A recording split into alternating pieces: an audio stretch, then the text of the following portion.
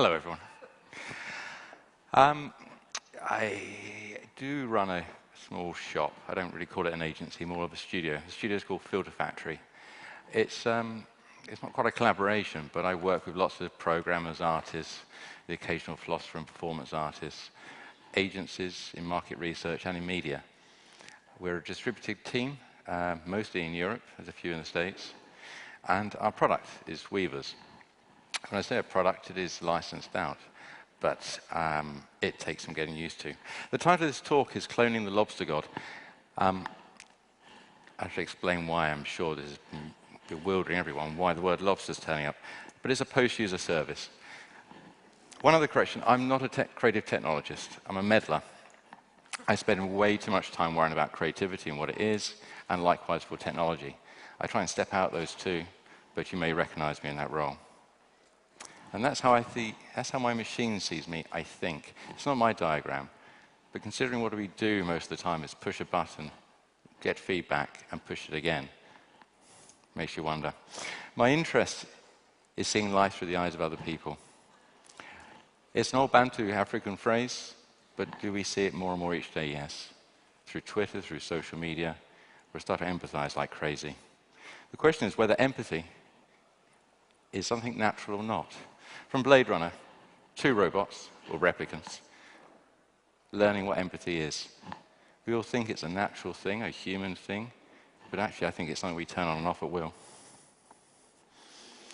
I'm interested in products and art and communication. This piece by Dali, created when he said, I'm always bewildered why, when I order grilled lobster, I never get a boiling telephone.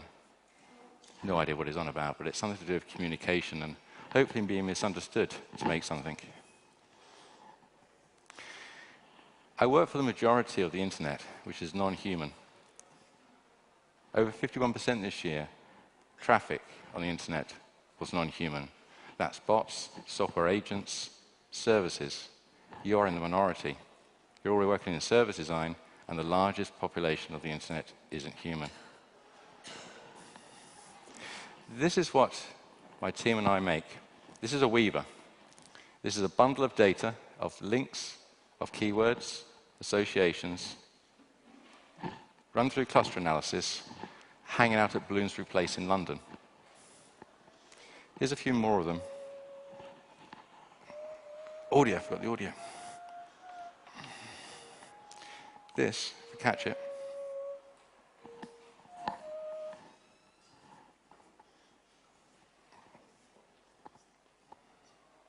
No audio. It's worth playing that again. So, these are Weavers, hanging around various parts of the world. And the sound you hear is one of them whistling. Whistling in a code, ASCII values, to one of our production servers. Whistling the words it's using that it can't find anything with online. No humans involved in making sound or the song. So what are Weavers? Can you show of hands who's ever made a Weaver or used the service? Apart from you, you're a best friend. No one, yeah? There's a lady at the back there with a half hand up. We've been doing this about a year and a half. We created Weavrs.com as a service to show people. Damn it.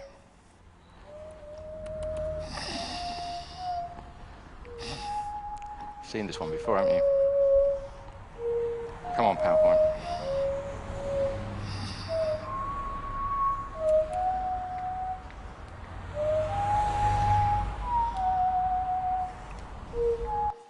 There you go. This is how you create a Weaver. It's like filling in a web form. There's no sign-in process for yourselves. You click with sign in with Google and you whisk into this form editor. A bit like filling out a profile on LinkedIn or Facebook or Twitter. But in case you're not filling out a profile for yourself, you're creating one for your alter ego or a character you want to make. You add emotions, keywords, interests, locations, anything that you would normally collect on the web and put it into a single profile. When you hit save, for example, here's Darth Weaver in California, he starts blogging, using the keywords and the parameters you set him. Starts looking for music, colors, videos, images, products, eBay and Etsy. To try and build its persona, or build its personality via a truer sense. It'll make about 40 blog posts a day. You can connect it to Twitter and Foursquare and follow the Weaver however you want to follow it. So this is what a Weaver looks like after about 3 days. Lots of keywords start connecting. It starts making sense of itself. It starts creating concepts.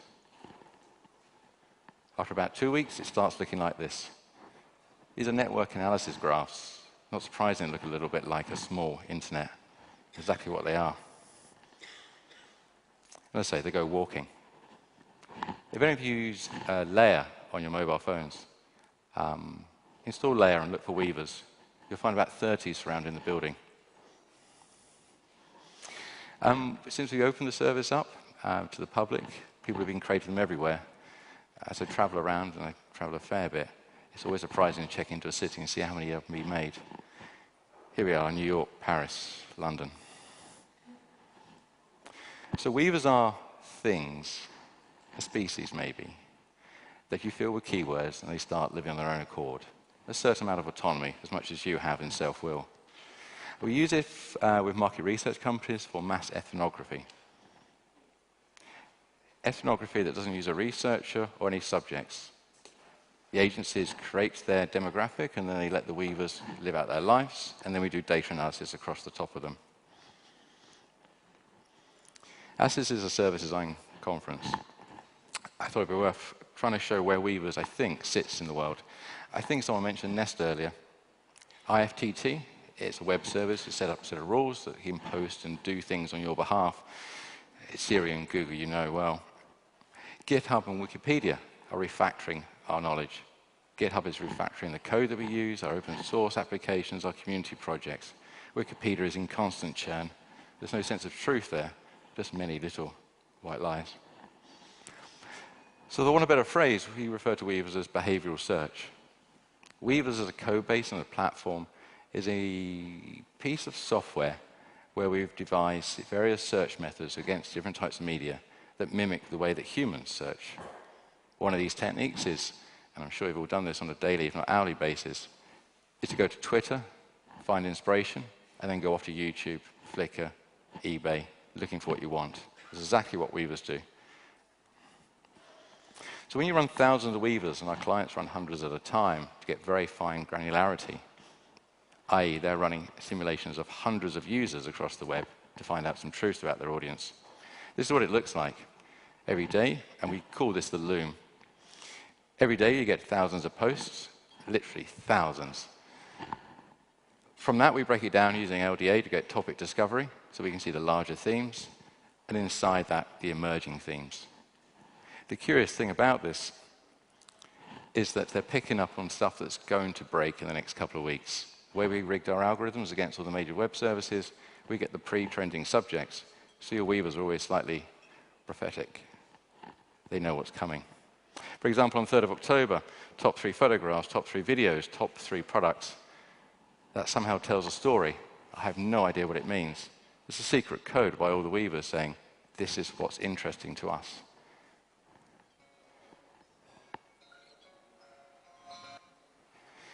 Recently, we've been working on the iPhone application for this, for Weavers. We thought Gangnam Style was a bug weeks and weeks ago, because it just kept turning up. All the Weavers loved it. Do you all know what Gangnam Style is? Showing a hand of the air if you've seen the Gangnam thing. For those who don't know, it's a South Korean comedy music thing. It's very big. In fact, it's split out into thousands of different sub-memes. Our Weavers found him very early, way before the media, way before the press. So to explain a bit of what's going on, and perhaps why I'm at a service design conference, quite rightly explained, I don't work in service design per se. I've done various software solutions with PlayStation, Channel 4, Ford, all doing one-off note strategic projects, to the point where I got very bored and doing the same thing over again, which is converting humans into users. I just thought it's better to make the users and see where we go.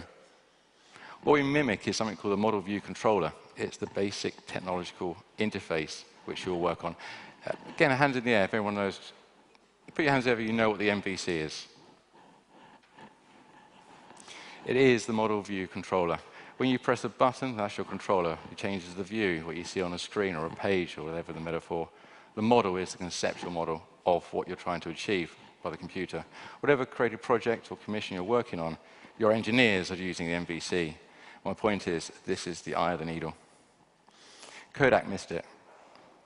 When Einstein pointed out where the observer was and where the past and the future exist, Kodak still thought they'd be creating a few Kodak moments every day.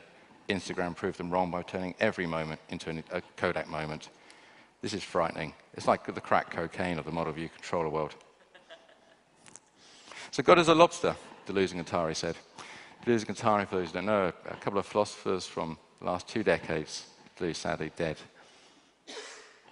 God is a lobster. What he's referring to is not a God in the sky or an object or a thing or a person, but a state of bliss. He says, and I'm badly paraphrasing for the philosophers in the room,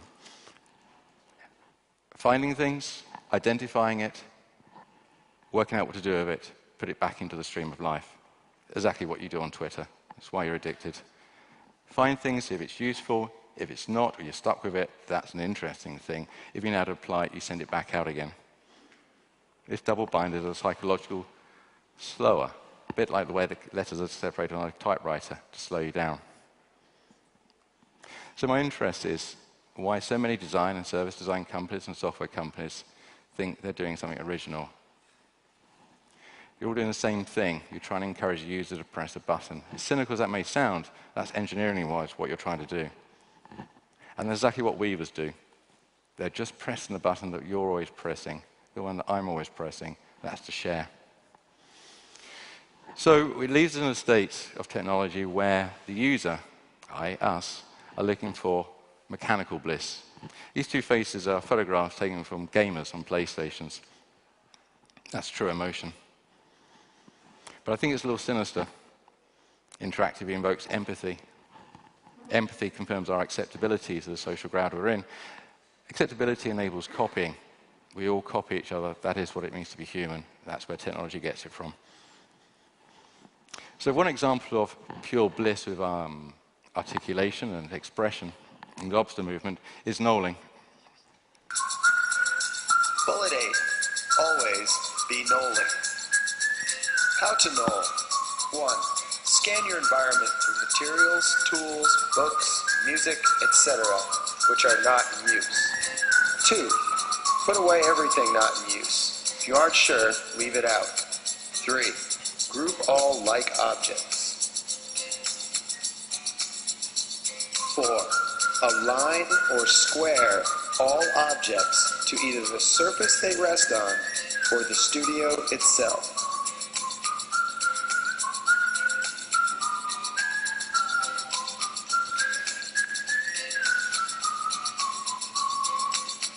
A perfectly knolled table.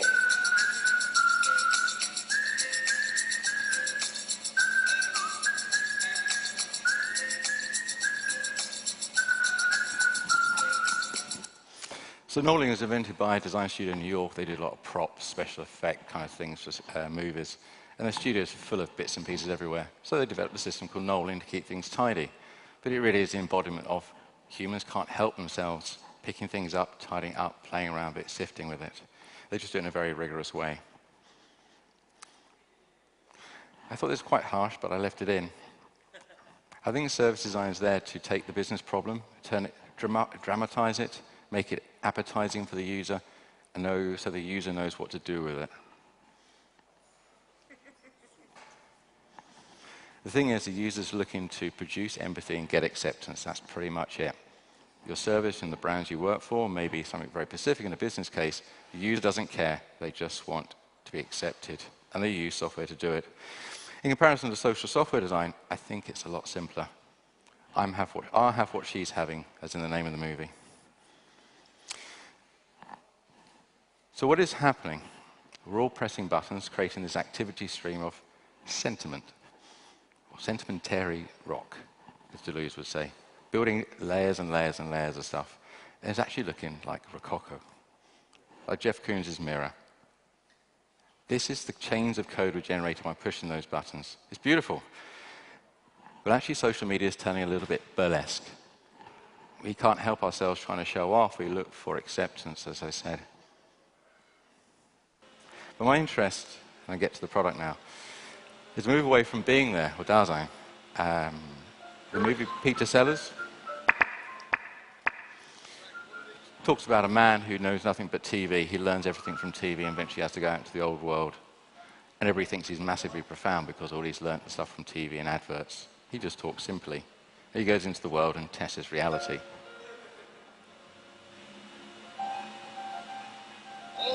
It was his last film. I highly recommend it. It's beautiful. So becoming info is what we try and do. Very quickly, this is a project done by Google Creative Labs in New York, where they got an audience, the audience of Johnny Cash fans, to fill in every frame of one of his videos and do it by hand. I think it's a beautiful example of showing where all the sediment, There ain't no grave, the amount of sifting that people go through to create something like this. Created by Eamon Doblin, who did the Mechanical Sheep project. It's a very different form of expression, 100% crowdsource. But you are the cause of all this, remember, this new aesthetic, as James Bridle said. A very fleeting, digital-infused world we live in, where the pixels are now part of our analog world.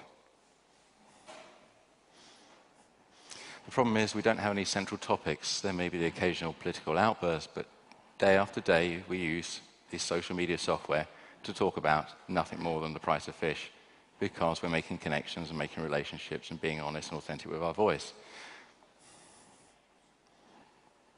A lot of it's to blame with this guy, an 1850s mathematician by the name of Markov. Markov inventing a sorting algorithm, which was great on pen and paper. It came hyper great when Google picked it up and turned it into search results. What Markov didn't have was computers and a way for humans to go, I like that link more than that, I like this thing more than that. This guy's invention, his technology, his mathematics, caused all search engines, all recommendation engines to pick up their technique and turn it into something we thought was fantastic, but it's turned into what we know as the filter bubble. The filter bubble is where all recommendation engines learn about you, find your recommendations, think they know what you want, and then bombard you forever with that. It's very hard to break out of it, and if you look for movies on Netflix, you know what I mean. But this crushing empathy, over-the-top recommendation systems is creating something more. We all know what lolcats are. I bet none of us know, and I don't, what a dog in a lobster outfit looking cute is on the screen. But it's what funds the internet. Now, I like this bit a lot. Google have a lot of web APIs and a lot of web services. And some smart guy organized it in a periodic table. So I called it the periodic table of human behaviors. Weavrs plugs itself into a lot of these.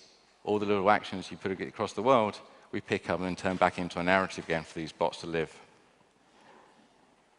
But it's causing problems.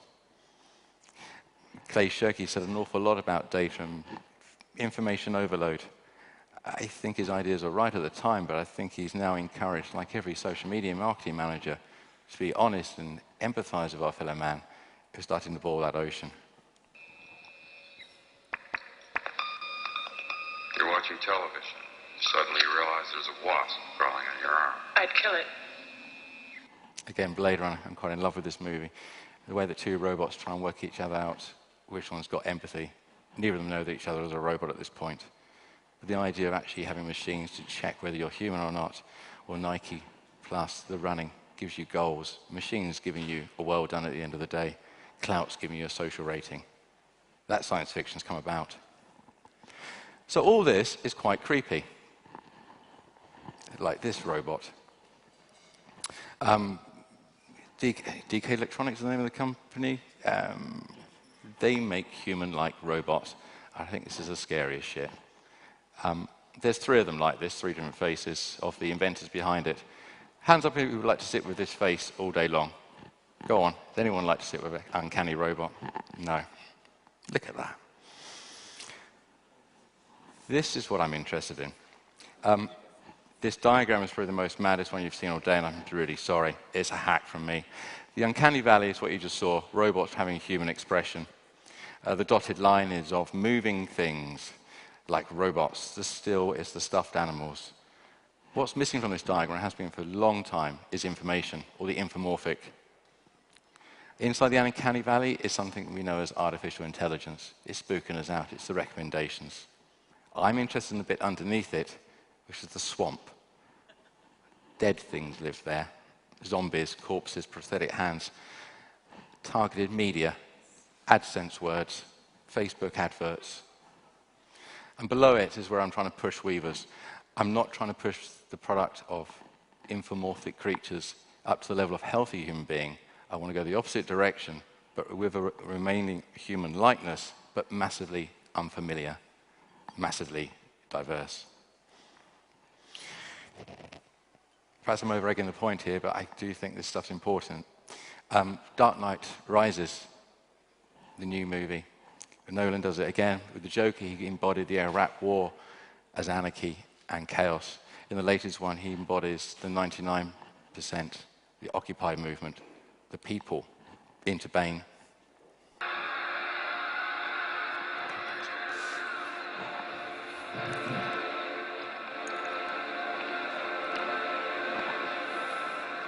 Gotham! Take control. Take control of your city.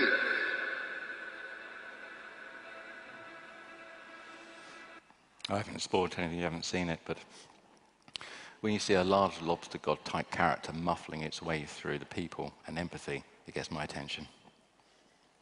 I saw a quote last night and I couldn't help put it in. I found it through one of Ridley Scott's filmmakers who was talking about the demise of Hollywood. Have a think. But the muffling and the uncanniness we see everywhere, I'm sure you're aware of this situation, where we see faces and personalities everywhere, from clouds to products. The uncanny is everywhere, and it's unaware of itself.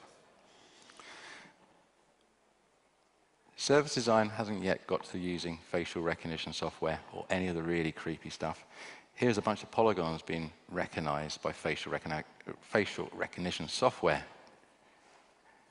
That's not too wonderful, but when you can start using Ekman 7, a way to recognize the 7 most important emotions in faces, it's a bit odd that humans can recognize emotions in random polygons.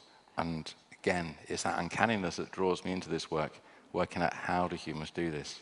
Why do we do it?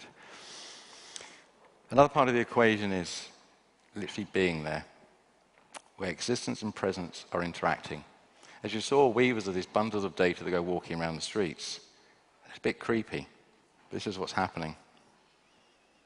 We're extracting being there, agency, i.e. the illusion of self-will, and articulation, expression, to create this digital species. Now, we did something a bit naughty in the fourth month, so it's April this year. A journalist called John Ronson, who I don't think he's too popular here, but those in the UK will know who he is. He was doing some investigation into who controls the internet and bots and digital characters. So I made a Weaver about him using his Wikipedia page. This is a toolkit we have. We scrape a Wikipedia page and pack it into a Weaver. Gave it a Twitter account. John's own Twitter account is John Ronson. I just added the underscore. He went mental. I literally got accused of stealing his soul. Since then, my friends call me Satan. I'm quite happy with that. There's something about playing with technology if you don't push the edges until something stings when you're not doing it right. But the incredible thing for a filmmaker and a journalist, and he was under pressure, again facing a technology philosopher and a performance artist who are pushing a very obscure language onto him, for a filmmaker to say that they felt a presence of this digital thing, his alter ego out there, is very interesting, because that's not something we program, that's the psychological side of it. A few months later, someone did the drawing of John Ronson, and I think that's how he felt. Again, if you switch on layer, look for Mush Machina, you'll see 40 characters, 40 Weavers who are dressed up like Alice in Wonderland running around Berlin. We did this so we can see whether we can get certain Weavers to meet up at certain times of the day in coffee shops. Sometimes they did, sometimes they didn't. We discovered that Weavers were like disobedient dogs, or I prefer to call them disobedient goldfish. They remember what they're up to and then they move on again. But they're there today. Again, the oddest thing, and these Instagrams taken through layer from my street, I know where Jabberwocky and the pigeon hang out most days. In fact, the heat map showing where they are shows them what they're up to. This led us into an interesting piece where we started using mobile technology, iOS, So we put the Weavrs onto the phone so we would always have a sense where they were. It's still in prototype, and we'll get it into the App Store eventually. But it is a tool for us to see if we can create like an Instagram, Twittery type followy thing with Weavrs, and was that enough? In fact, we added the ability to add our social media accounts, so anything my Weavrs find that I'd like, I push it back to my YouTube account, my Foursquare account. Again, it's about Weavrs trying to interact, engage, and fit in with the ecosystem rather than be a dominant type service. But Weavrs just don't find things and bring themselves into existence and have emotions. They make music, not dubstep, but botstep.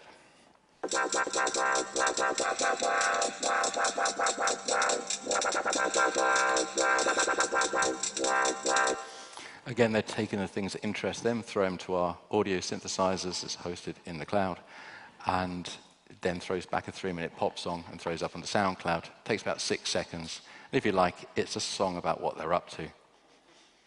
Another interesting prosthetic. Prosthetics is what we refer to as applications that plug into Weavrs. It's open source and it's on GitHub. This is a prosthetic that allows the Weaver to have a Twitter account, and what a Weaver does is look over its shoulder and looks at its followers, language, and then breaks it down and tries to say things in their language. Here's Darth, he's Californian-based, but he's saying things like, when termites are complicit in NYC. It doesn't know what it's talking about. I don't know what it's talking about. You may not know what it's talking about. But it's actually taking a language from the followers and trying to make a new language. It's feeding off the web, trying to learn. There's an app store that follows a lot of these. I'm almost there. So as a service, we seem to have created a thing that allows people to create technologies as tiny bodies of knowledge.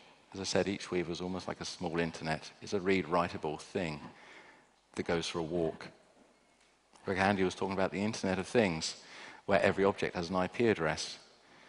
I'm talking about an internet of non-things, each with an identity, possibly legal identity in some cases, an identity that allows the Weavers to vote, but also to possess things. Here's one in the palm of my hand. Speaking of small bodies of knowledge,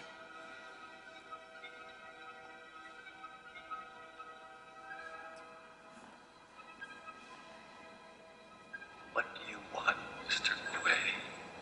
The same as you, to remember. But why? Good question.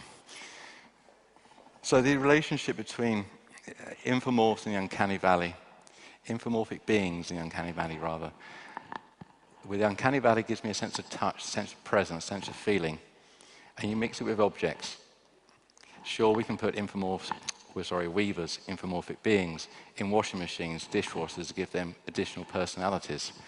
I don't think it's going to happen. I don't think the fridge of the internet is going to happen. But it'd be great to have your toaster and your fridge and your oven arguing in the morning as you walk into the kitchen. But putting and mixing storytelling and Weavrs together is what we're interested in. Here are various examples where people have tried playing around with the idea. Apart from the Tamagotchi, nothing's been massively successful because it's creepy, because no one really explores the uncanniness. So again, this is where we're interested in, the swamp. And a quote from Alan Moore, which is always convenient. He says, stories shape the world. They exist independently of people, and in places quite devoid of man, there may be mythologies, non-human mythologies, mythologies made from data, from robots, stories in the data existing that we never made. So here's my conclusion shot. I don't know, like every other creative technologist, where this is going, but personalities and stories and characters and the information at the edge of your fingertips, and of course woven, may be a direction, or it may be a metaphor, or it may be a prototype. Thank you.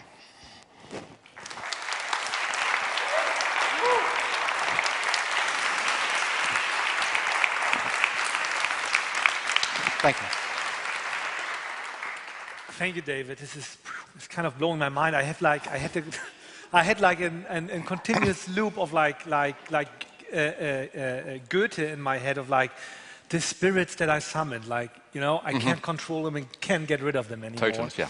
So, and it also when I said earlier in my talk, I said like we have to look the devil into the eyes. I essentially meant we have to look into the uncanny valley to understand better what we are. And this is, wow. Thank you. Any questions? Or would anyone like to kill me now?